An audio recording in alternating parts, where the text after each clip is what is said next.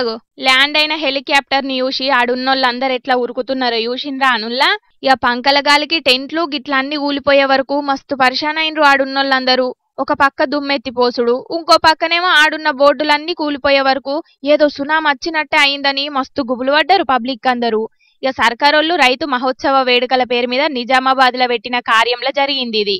అయితే రైతు సభకు హెలికాప్టర్ల పోయిండ్రు ముగ్గురు మంత్రులు, తుమ్మల, జూపల్లి, ఉత్తమ్ సార్లు. ఇక ఒక జాగల దిగాల్సిన హెలికాప్టరు ఇంకో జాగల దిగే వరకు ఆడున్నోళ్ళందరూ మస్తు పరిశాన్ అయినరు.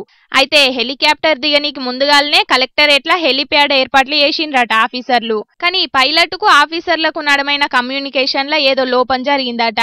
ఇక ఆయనత కలెక్టరేట్ల దిగాల్సిన హెలికాప్టర్ ను పైలట్ ఏకంగా సభ జరిగే గ్రౌండ్ లో దింపే వరకు మస్తు పరిశాన్ అయినరు ఆడున్న పబ్లిక్ అందరూ. ఇక హెలికాప్టర్ పంకల గాలికి సభల పెట్టిన ఎల్కం బోర్డులు, టెంట్లు, ఫ్లెక్సీలన్నీ ఆగమాగమైనాయి గిట్లా.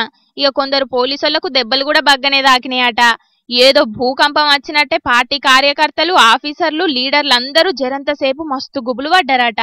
మొత్తానికి మంత్రుల పర్యటనల గందరగోళం ఏందో గాని పైలట్ అయితే హెలికాప్టర్ ను గ్రౌండ్ లో కరెక్ట్ గానే ల్యాండ్ చేసిండు. కానీ లేకపోతే పెద్ద పరిశాన్ మోపైతుండే పోన్రి. అయిన దానికి కాని దానికి సర్కారోళ్ళు ఊకే హెలికాప్టర్లను గిట్లనే వాడుతుంటే ఆఫీసర్లు ఏం చేస్తారు? వాళ్ళ డ్యూటీలు చేసుకోవాలనా లేకపోతే గిల్ల పర్యటనలు చూసుకోవాలనా తెలియక గిసొంటి కథలైతుంటాయని అనవట్టిండ్రు కొందరికి ముచ్చటెరకైన ప్రతిపక్ష పొల్లు.